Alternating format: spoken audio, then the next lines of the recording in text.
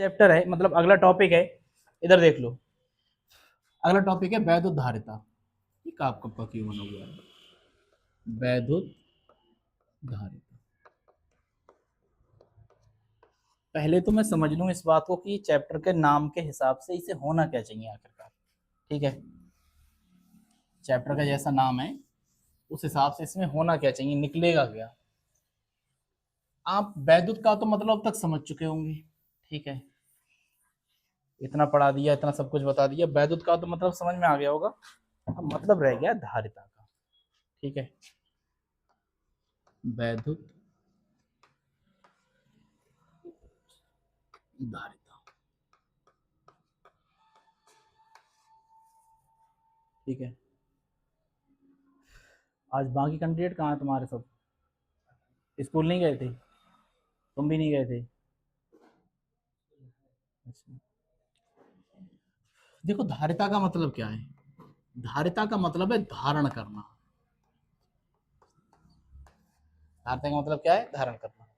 किसी भी चीज को आप कितना धारण कर सकते हैं वो आपकी धारिता कहलाएगी। ठीक है, इंग्लिश में इसे कहेंगे आपकी कैपेसिटी कितनी है। क्या कहेंगे? कैपेसिटी कितनी है। जैसे मान लीजिए एक आदमी कैपेसिटी है कि वो 3 रोटियां खा सकता है, सिर्फ चौथी नहीं खा सकता, तो उसकी धारिता कितनी हो जाएगी? रोटी खाने की धारिता कितनी हो जाएगी? 3 रोटियां। एक आदमी की कैपेसिटी है कि भैया वो केवल दिन में 3 घंटे ही काम कर सकता है, 4 घंटे नहीं कर सकता, तो उसकी कितनी कैपेसिटी हो जाएगी काम करने की? 3 घंटे। ठीक है, आप कह सकते हो उसकी धारिता 3 घंटे हो जाएगी। कैपेसिटी इसे कहते हैं, धारण करने पे कहते हैं कि आप कितनी ज्यादा कैपेसिटी है। ठीक है, अब चूंकि वैद्युत की बात हो रही है तो वैद्युत में तो आवेश से ही बनेगी ये वैद्युत। ठीक है, अगर ये आवेश से बन रही है या फिर इसमें आवेश का रोल है तो होगा क्या कि वैद्युत धारिता का मतलब होगा कि आवेश को आप कितना ज्यादा धारण कर सकते हैं।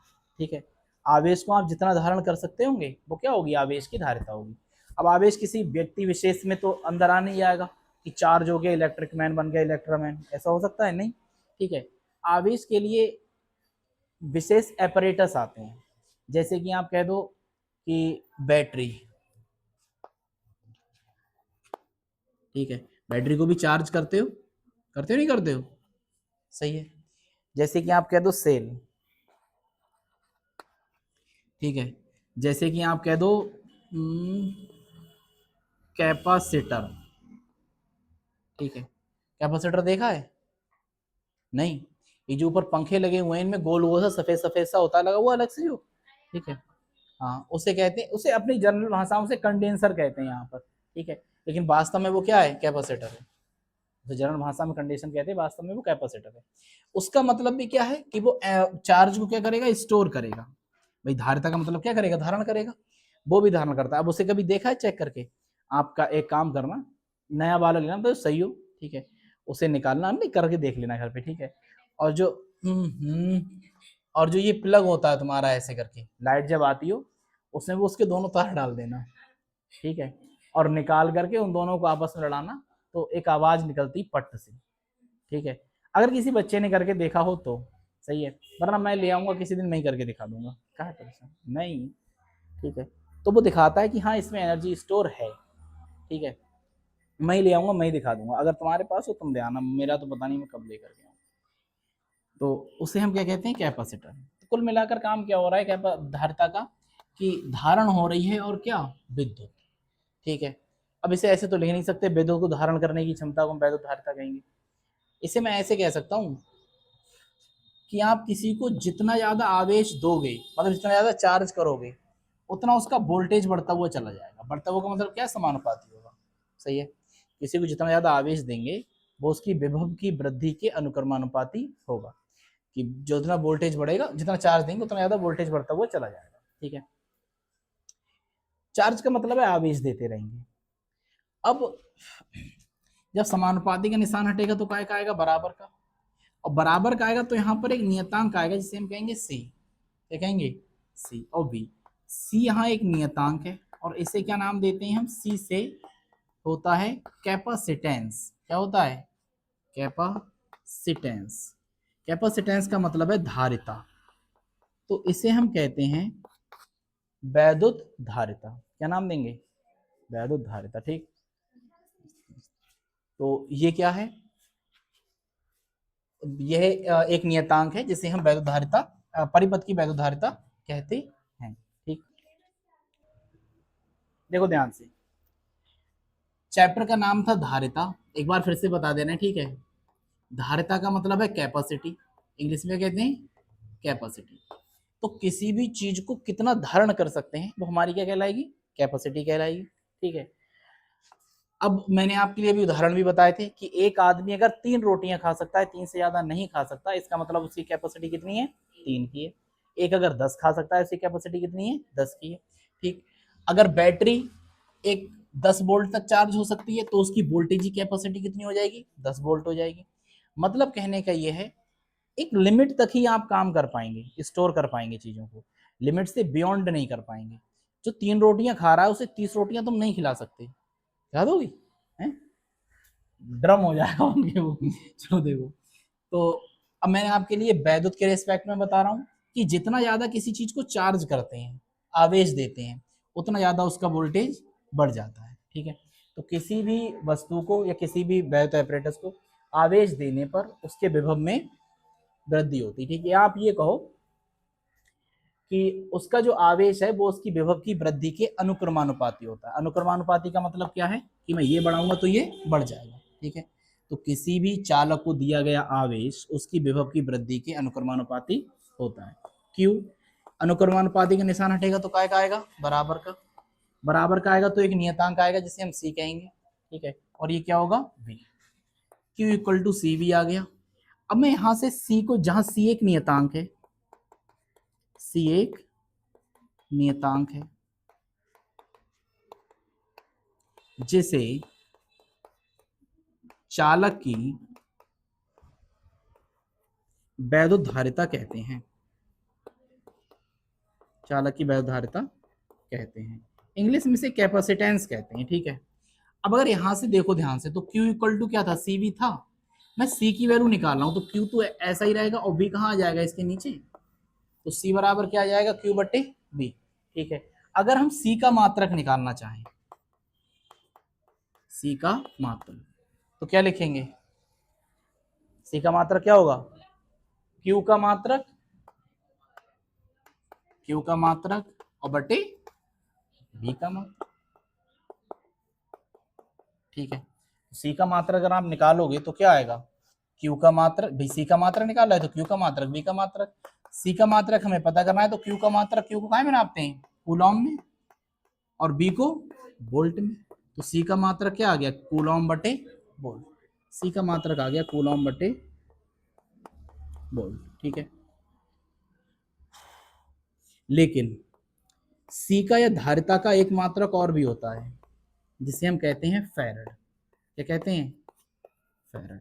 अब आपसे वो कहेगा पंखे का कंडेंसर लाने के लिए कि 3.25 का ले आना, ठीक है, 4 का ले आना, तो आप कभी भी लेने के लिए, अगर उसने 3.25 बोला है तो 3.15 लिखा हुआ होगा और उस पर ये लिखा हुआ होगा माइक्रो फैरड। माइक्रो मैं आपके लिए समझा चुका हूँ, 10⁻⁶ से मल्टीप्लाई करना पड़ती है। और फैरड का मतलब क्या होगा कि वो उसकी यूनिट है। यूनिट का मतलब है हम उसे नाप ही किस में रहे? फैरड में। ठीक है, मात्रक में नापेंगे हम उसे, दूरी को हम मीटर में, दूध को हम लीटर में। ठीक है, इस तरह से नापते हैं। तो हम इसे काय में नापते हैं? धारिता को फैरड में। अब आप इतना नोट कर लो, ये तो शायद दिखा दिया, नहीं दिखाया है, बता, नोट करो।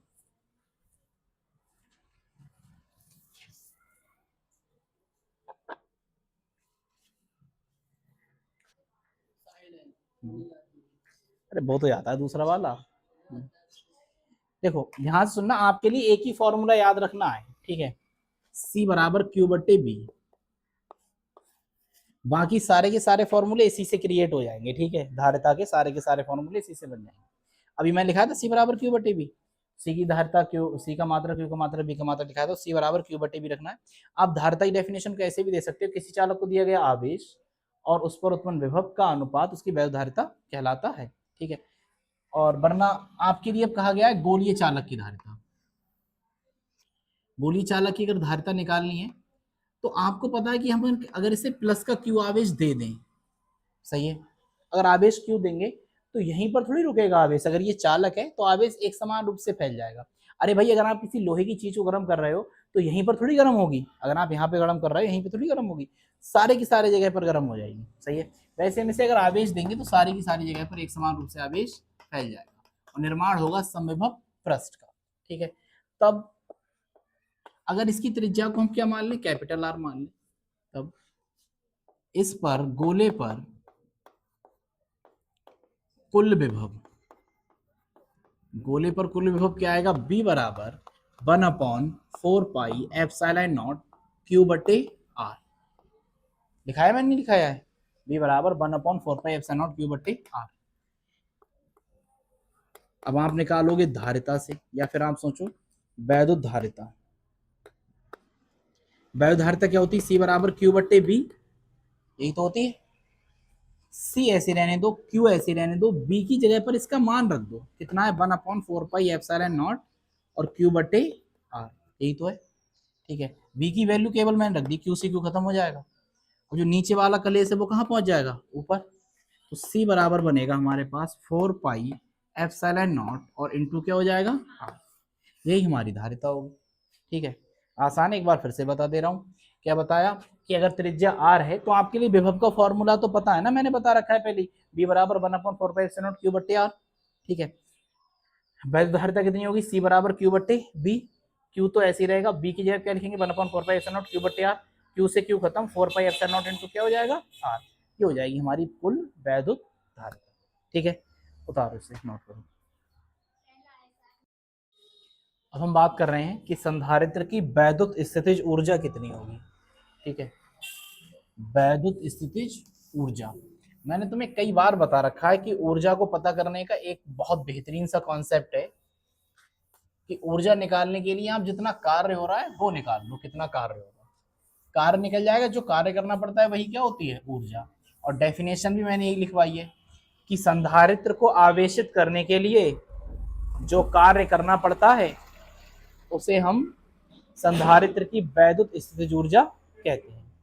किसी संधारित्र को आवेशित करने के लिए जो कार्य करना पड़ता है उसे हम संधारित्र की वैद्युत स्थितिज ऊर्जा कहते हैं। अब अगर मैं मान लूं, अच्छा संधारित्र क्या है, संधारित्र कल मैंने आपके लिए बताया था कि आपके जो पंखे में लगा हुआ होता है वो जिसे कंडेंसर कहते हो, वही संधारित्र है। ठीक है। उसकी संरचना को हम इस तरह से प्रदर्शित करते हैं, दो प्लेटें होंगी और उन पर दो टर्मिनल ऐसे करके जोड़ देंगे, ये क्या होगा, संधारित्र। ठीक है। इसे हम कहते हैं कैपेसिटर संधारित्र। अभी इसके बारे में पढ़ाएंगे, अभी आप समझ लो कि हाँ कुछ ऐसा होता है। ठीक है। इसे आवेशित करना है, तो अगर मैं मान लूं, ठीक है, कि प्रारंभ में आवेश इस पर कितना रहा होगा, या आपको प्रारंभ में विभव, अरे जब मैंने आवेश ही नहीं दिया है, स्टार्टिंग करी है बिल्कुल, ठीक है, तो आवेश विभव कितना रहा होगा, वोल्टेज 0 होगा जब आवेश ही नहीं दिया था तो। ठीक है। और क्यू आवेश देने पर, क्यू आवेश देने पर विभव, हमने मान लिया क्यू आवेश देने पर विभव हो जाएगा बी, कितना हो जाएगा बी।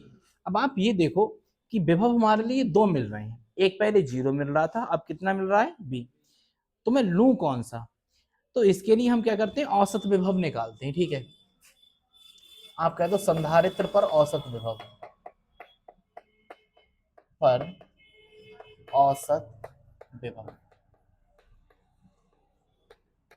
कहने का मतलब ये है कि पहले 0 था, बाद में बी था, अलग अलग विभव हो रहा है, तो हमें पता जब नहीं चलेगा कि कौन सा वाला लें, तब उनका एवरेज लेते हैं। ठीक है। औसत विभव कितना होगा, दोनों को जोड़ दो और दो संख्या है, दो से क्या कर दो भाग, अगर 3 होती तो कितने से करते, 3 से। ठीक है। तो बी में 0 जोड़ोगे बी, और ये कितना आ जाएगा 2। ठीक है। तो औसत विभव कितना आ गया इस पर, बी बटे 2। अब आप कहोगे क्यू आवेश देने में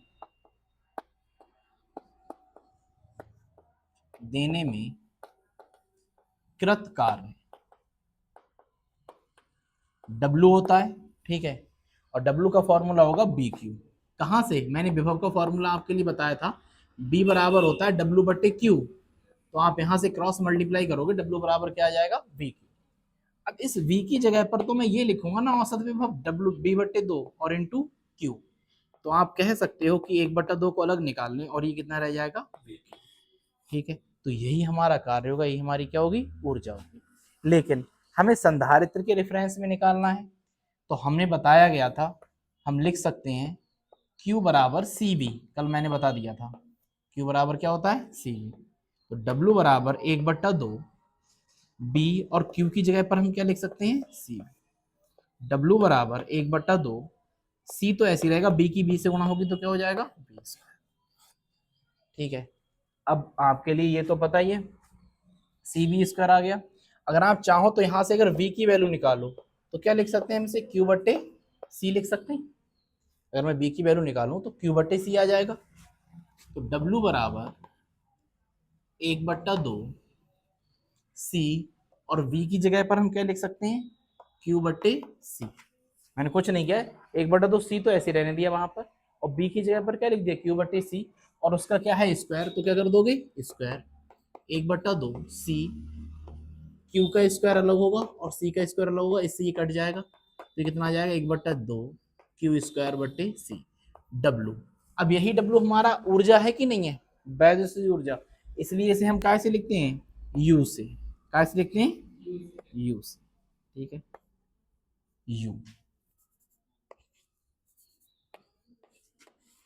ये आ गई हमारी। अब हमारे फॉर्मूले कितने बने 1 2 और 3, इन तीनों को आवश्यकता अनुसार लगाएंगे। ठीक है, नोट करो ये पूरा थ्योरेटिकल क्वेश्चन है, पेपर में पूछा जाता है, हर अल्टरनेट साल पे लगभग लगभग पूछा गया है। इस साल नहीं पूछा गया है 2025 में मेरे ख्याल से, यहाँ तक इस सेट में बरेली के। अब बाकी 2026 में आप समझदार हो। ठीक है, हमारा पहले बहुत सही बेटा, सही संधारित्र, कोई बात नहीं, ऐसा कहते हैं कि छींक दो तो अशगुन हो जाता है, अपशगुन हो जाता है, कोई दिक्कत नहीं। संधारित्र की हम बात कर रहे हैं, संधारित्र क्या है। ठीक है, ध्यान सुनते रहना, ना समझ में आए तो बता देना। संधारित्र की परिभाषा हम दो आधार पर दे देते हैं, एक होती है सिद्धांत के आधार पर, ठीक है, और दूसरी होगी हमारी रचना के आधार पर।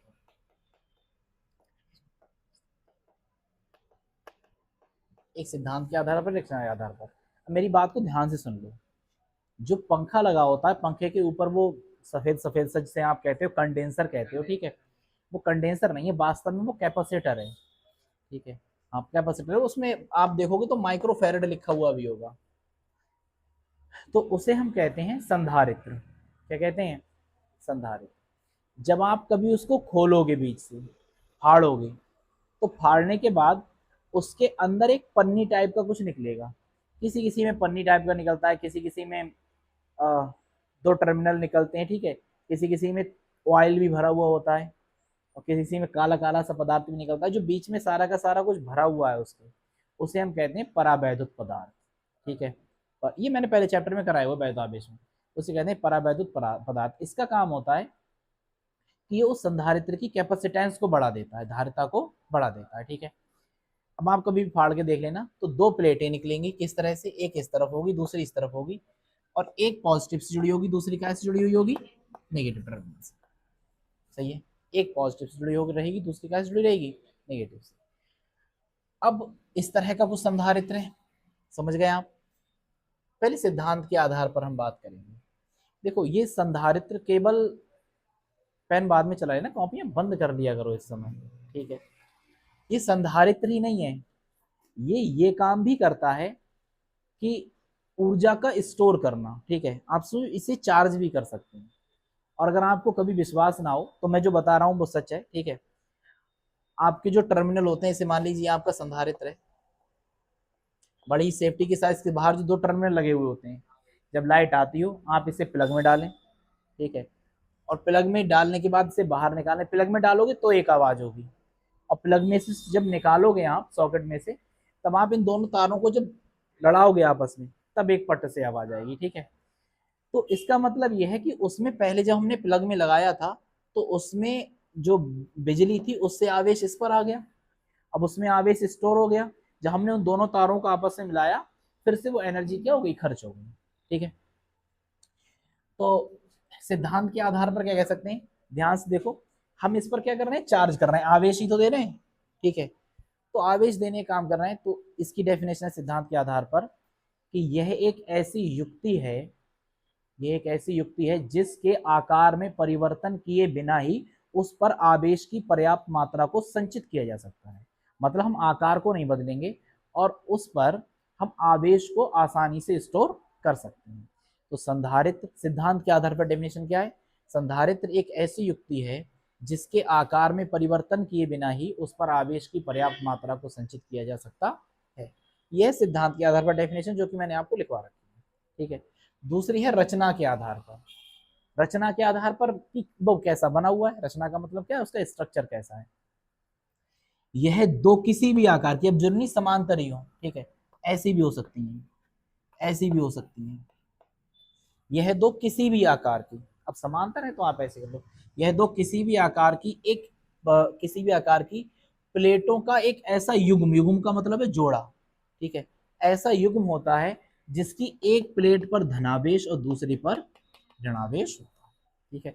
रचना क्या बताती है इसकी, यह दो किसी भी आकार की प्लेटों का एक ऐसा युग्म होता है जिसके एक प्लेट पर तो धनावेश और दूसरे पर ऋणावेश स्थित होता है, ठीक है।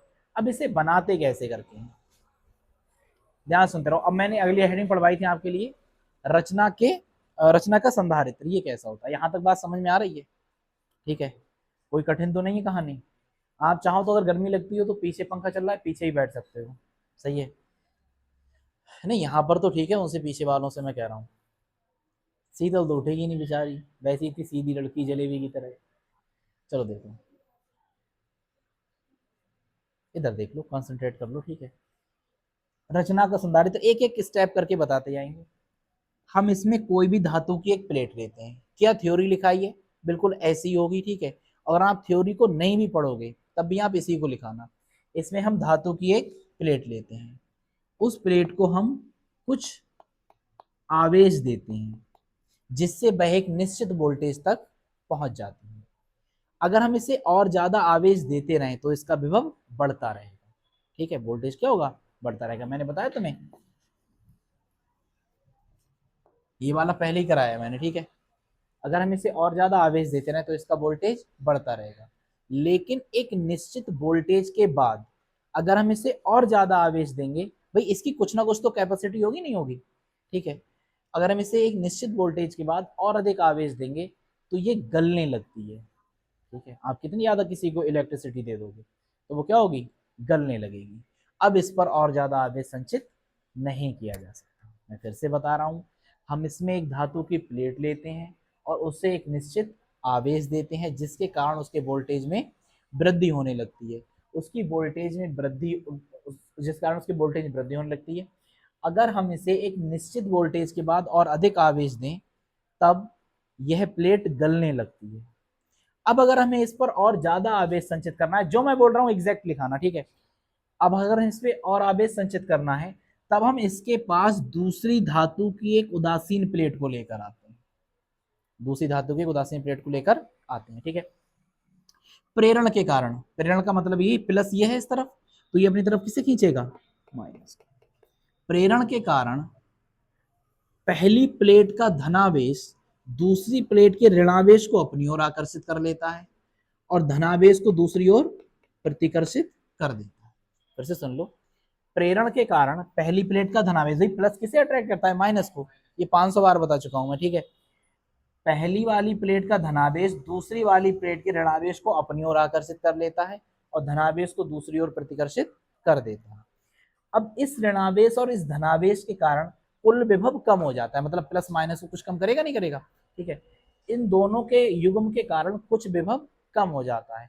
अब हम इसे और ज्यादा आवेश दे सकते हैं, दे सकते हैं, अभी तो नहीं दे रहे थे जिस वोल्टेज तक पहुंचा था, अब हम इसे और ज्यादा आवेश दे सकते हैं, परंतु एक निश्चित समय के बाद फिर से इसके वोल्टेज में इतनी वृद्धि हो जाती कि हम इसे और ज्यादा आवेश नहीं दे सकते।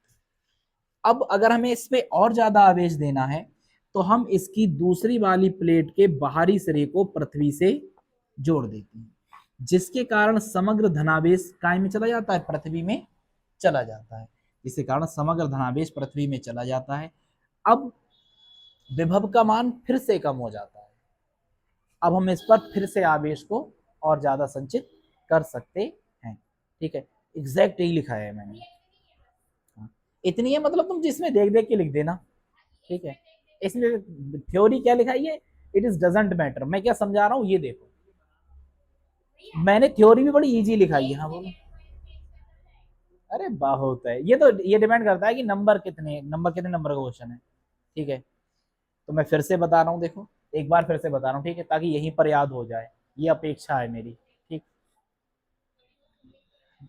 इसमें हम एक धातु की प्लेट लेते हैं और उसे हम धनावेश को दे देते हैं, उसे हम धनावेश देते हैं। ठीक है, धनावेश देने के कारण इसका विभव बढ़ता जाता है। एक निश्चित मान के बाद हम अगर इसे और ज्यादा आवेश देंगे तो ये प्लेट गलने लगती है। क्या होगा, प्लेट गलने लगती है।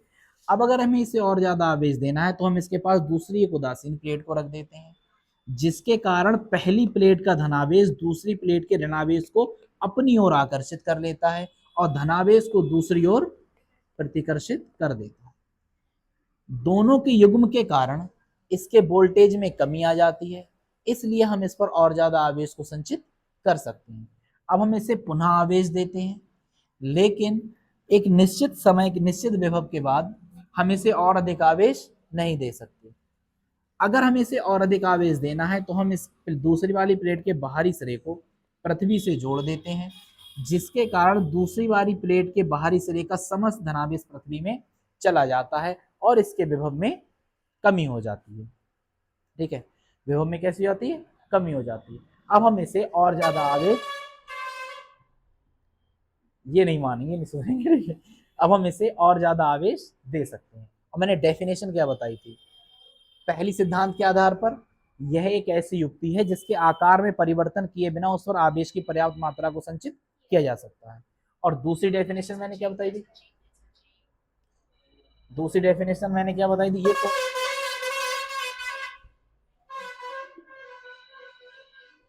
ग्रेटर नोएडा सेक्टर 62 बना रखा है इन्होंने यहाँ पे। चलो देखो, चलो देखो बता।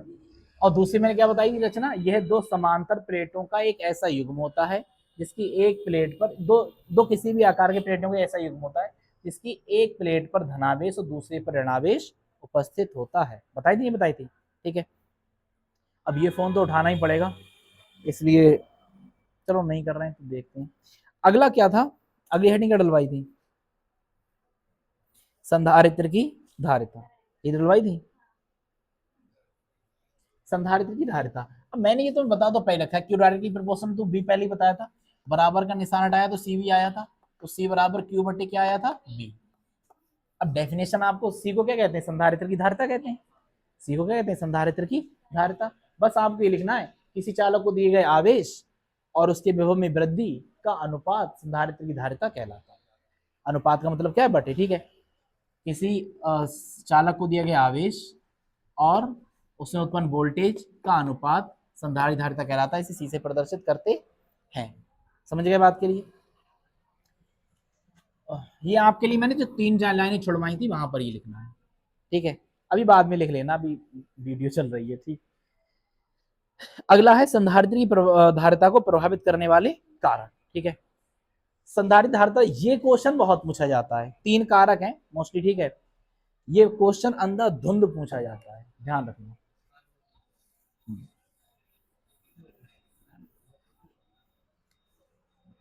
संधारित्र की धारिता को कौन कौन से कारक प्रभावित करते हैं, नहीं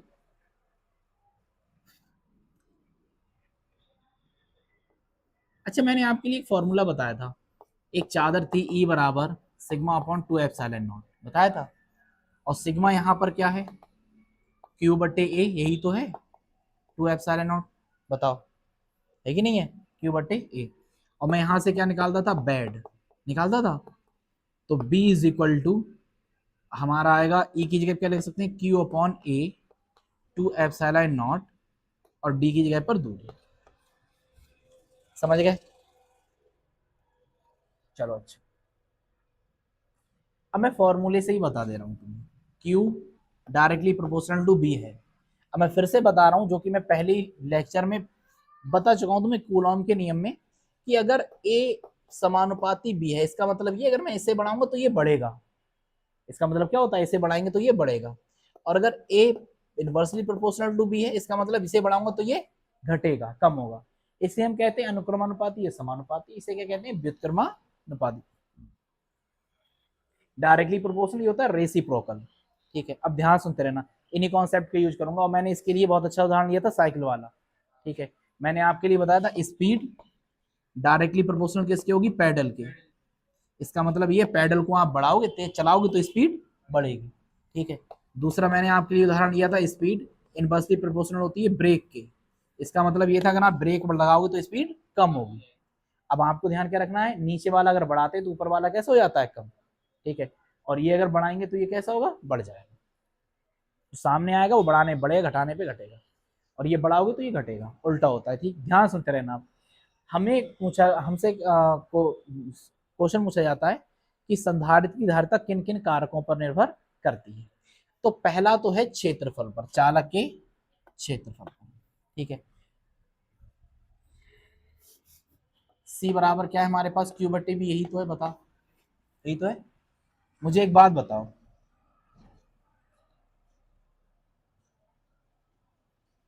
अगर मैं इसे बढ़ा रहा हूं क्षेत्रफल को, क्षेत्रफल क्या कर रहे हैं, बढ़ा, क्षेत्रफल को मैंने बढ़ा दिया, तो वोल्टेज कैसा होगा, कम। भाई उल्टा ही तो आ रहा है इसका।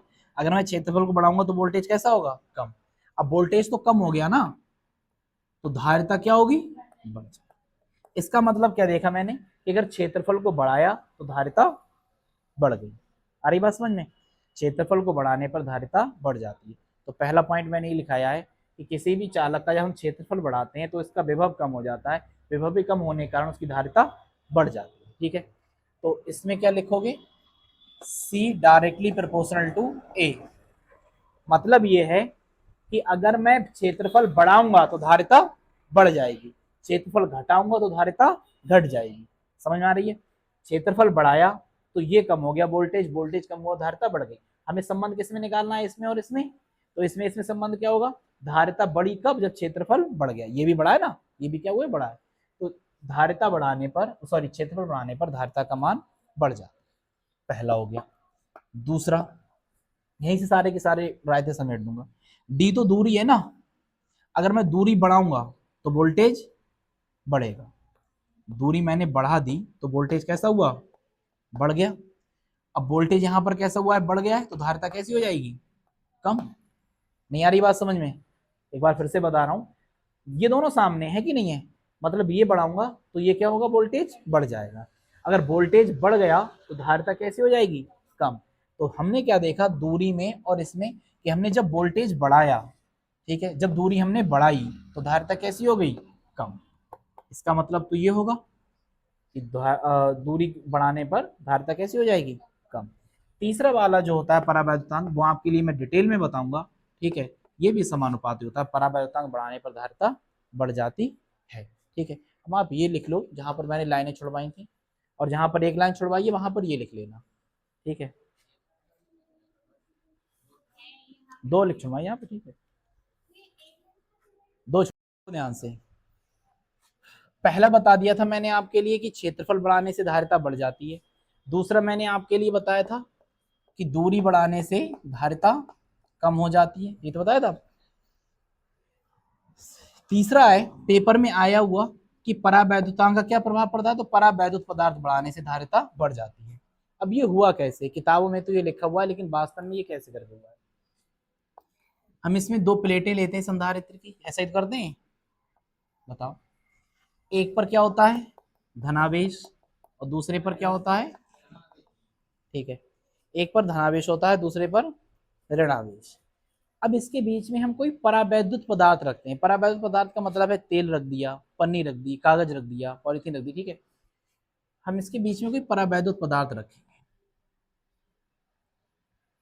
अच्छा, उससे पहले आप ये देख लो, मैंने आपके लिए पहले ही बता चुका हूं कि अगर कहीं पर प्लस है और दूसरी जगह क्या है, माइनस, तो प्लस से माइनस की ओर एक वैद्युत क्षेत्र स्थापित हो जाता है। ठीक है, ये मैंने एक बार नहीं कम से कम 10 बार बताया हुआ है। प्लस से माइनस की ओर एक वैद्युत क्षेत्र स्थापित हो जाता है, इसे क्या नाम देते हैं, ई। तो भाई यहाँ पर प्लस है, यहाँ पर माइनस है, यहाँ पर भी एक वैद्युत क्षेत्र स्थापित हो जाएगा, इसे क्या नाम देंगे, समझ में आ गई बात, ठीक है। अब इसके बीच में मैंने कोई परावैद्युत पदार्थ रख दिया, ठीक है। अब जब इसके बीच में हम परावैद्युत पदार्थ रखेंगे तो ये प्लस है, इसके बराबर में क्या आ जाएगा, और ये माइनस है, इसके बराबर में क्या आ जाएगा। अब इसका मतलब तो ये हुआ ना कि यहाँ पर प्लस से माइनस तरफ था, तो यहाँ पर भी कहां से कहा होगा, प्लस से माइनस की तरफ, लेकिन ये कौन सी दिशा में होगा, उल्टी दिशा में।